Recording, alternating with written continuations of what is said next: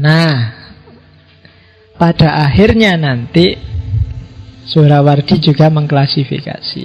Dari cermatan saya, ada orang-orang yang dekat dengan Allah sehingga cahayanya terang, ada yang agak jauh dari Allah. Dan itu kategorinya di 5 jenis tauhid itu. Yang paling atas adalah yang paling jauh, dan yang paling bawah adalah yang paling dekat. Yang paling atas, la ilaha illallah. Ini tauhid kita, tauhidnya orang awam. Ya, ini agak panjang. Kalau ada waktu saya ingin mengulang Ghazali untuk ngajari gimana caranya jadi orang awam yang benar. Karena di antara para sufi dan filosof yang mengorbankan puncak ekstasenya kemudian turun ke wilayah awam itu Ghazali. Itu yang bikin kita lebih sreg baca buku-bukunya Ghazali, lebih nyambung kalau baca kitab-kitabnya Ghazali. Karena Ghazali sendiri berusaha untuk nulis sesuai logikanya orang awam.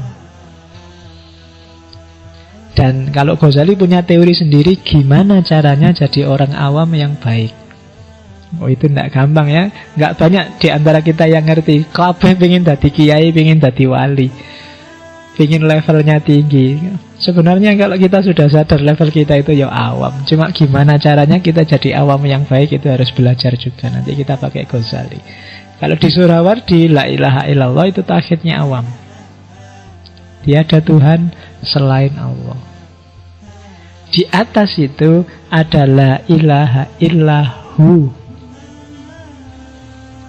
Sudah nggak pakai lagi konsep Allah. Karena Allah itu identitas, itu konsep. Kristen juga pakai Allah, meskipun sama orang Malaysia dilarang. Banyak agama juga pakai istilah yang deket-deket sama istilah Allah. Pakai ilah, pakai Yahweh, pakai sebenarnya secara bahasa deket. Ketika masih pakai Allah itu berarti masih konseptual, masih sangat jauh. Agak lebih dekat kalau la ilaha illahu. Tidak ada Tuhan selain dia. Dia sopos, pokoknya dia itu tidak terkatakan zatnya. Itu la ilaha illahu.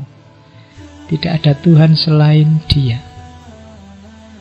Tidak lagi Allah. Karena begitu saya ngomong Allah kan yang muncul di kepalamu konsepmu sendiri tentang Allah. Jangan-jangan tidak kayak gitu loh Allah itu. Nah, makanya orang yang lebih dalam, lebih tinggi dari la ilaha illallah, katanya Suhrawardi, yang bilang la ilaha illahu. Di atas itu ada la ilaha illa anta.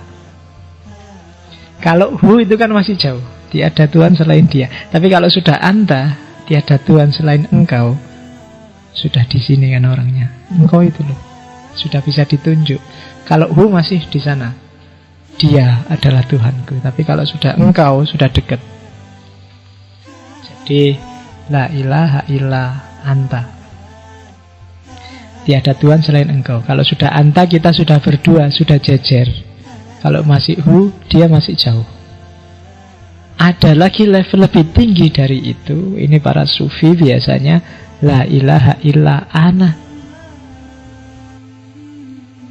Itu Al-Halaj dan kawan-kawan kan ngomongnya kayak gini, seperti tak jelaskan minggu lalu.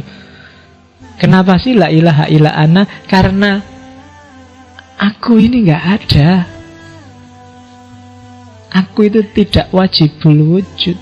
Aku itu mungkinul wujud. Jadi yang berhak ada itu hanya Allah. Adaku itu tergantung Allah. Jadi semua alam semesta ini adalah manifestasi dari adanya Allah, termasuk diriku. Jadi tidak ada Tuhan selain aku sendiri. Ini di dalam diriku ini ada Allah. Kenapa? Ya orang-orang ini sudah melenyapkan dirinya. Aku bukan kok aku ini, karena aku sendiri sudah nggak ada. Yang ada tinggal Allah. La ilaha illa ana. Kayak Al-Halaj kemarin loh. Katanya Al-Halaj kan dalam diri manusia ada dua aspek. Ada aspek manusiawi namanya nasut, ada aspek ilahi namanya lahud. Orang-orang ini sudah membuang nasutnya. Semua dimensi kemanusiaan tak buang. Kenapa? Karena aku sedang gabung dengan yang sejati. Ketika nasutnya disingkirkan, tinggal lahutnya. Kalau tinggal lahutnya, Allah bisa masuk. Kita kompatibel sama Allah sudah nyambung. Ketika masih ada nasutnya, nggak bisa kita nyambung sama Allah. Tapi begitu nasutnya disingkirkan, nafsu, materi dibuang semua, yang tersisa tinggal lahutnya. Kalau tinggal lahutnya, Allah bisa halah, bisa masuk. Itu kan yang disebut ajaran hulul. Allah bisa masuk dalam diri kita. Masuk dalam diri kita itu sebenarnya cuma istilah, karena kitanya sendiri sudah nggak ada. Itu kayak setetes air yang dibuang ke lautan. Air gabung, laut gabung sama setetes air, ya otomatis jangan dicari lagi setetes air itu, dia sudah hilang. Yang ada tinggal lautannya. La ilaha illa hana. Cuma yang ini kalau kedengaran ahli fikih, nah kamu bisa dituduh murtad, dituduh kafir. Dan itu yang terjadi pada para sufi.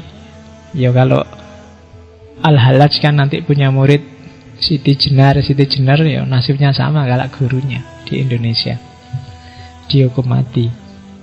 Tapi di atas la ilaha illa ana adalah tidak ngomong apa-apa. Sudah habis, sudah hilang semua, sudah. Tidak ada engkau, tidak ada aku, tidak ada dia, selesai. Sudah lebur semuanya dalam eksistensi Tuhan. Itu jadi puncaknya justru diam.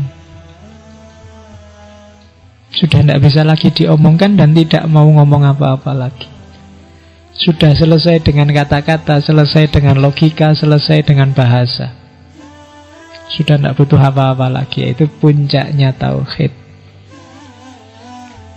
Kalau masih bisa diomongkan, masih bisa diekspresikan, masih bisa engkau, aku, diakan, masih ada jarak. Termasuk ketika masih ada ana, masih ada aku, masih ada jarak. Puncaknya justru tidak usah ngomong apa-apa, sudah habis, selesai semuanya, tinggal Allah saja. Aku yang ngomong, ana juga sudah nggak ada, sudah habis, sudah hilang. Nah, itu puncaknya tauhid. Apa sih aku ini, siapa sih aku ini? Wong aku ini nggak apa-apa, harusnya sudah habis dari dulu kalau Allah nggak ngizinin aku, jadi selesai. Nah itu tauhid yang paling atas, tauhid yang paling tinggi. Ya kalau kita sih masih yang paling tinggi yang di sana, yang paling rendah maksud. Bukan yang paling tinggi di sini. Jadi masih la ilaha illallah. Karena dalam prakteknya ya mayoritas di dunia Islam ya la ilaha illallah yang itu. Kita hu aja belum. Karena kita masih secara konseptual ya kita masih jauh sama Allah. Kan ada guyonannya gitu kan, agama Islam itu adalah agama yang paling jauh sama Tuhannya. Yang lebih dekat dibandingkan Islam itu orang Hindu. Kalau orang Hindu itu lebih dekat karena Tuhannya dipanggil Om. Om itu lebih dekat. Tapi kalah dekat sama orang Kristen. Kalau Kristen Tuhannya dipanggil Bapak. Kalau Hindu Om, kalau orang Kristen Bapak. Orang Islam paling jauh. Kenapa paling jauh? Karena manggil Tuhannya aja pakai speaker keras-keras tiap hari 5 kali. Iya, jadi keras manggilnya, jadi harus orang sak kota kedengaran karena Tuhannya jauh.